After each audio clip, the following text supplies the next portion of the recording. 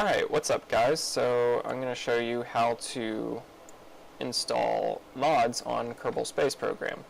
Now the first thing you want to do is get into the right folder, because you can't just install mods from the Steam Workshop.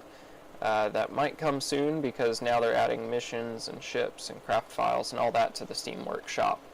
But so far, not mods. So first thing you want to do is right click on your Kerbal Space Program in your Steam library, go to Properties, go to Local Files, Browse Local Files, and we want to keep this up. This is we want this game data folder right here. So second thing you want to do is go to kerbal.curseforge.com/ksp-mods, and it'll bring you here. And here you can search through all the different mods, science, resources, physics, blah blah blah, all that stuff. Choose whatever one you want. Let's see, I want to get a reusability expansion. Let's just say I wanted to get that, right?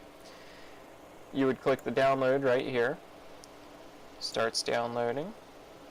Say show in folder. Alright, what we want to do now is we want to extract that because we got it as a zip folder. So I'm going to double click on that, extract it, and I'm just going to extract into the same downloads folder. And successfully. Now we should have Kerbal Reusability Expansion as a non-zip folder.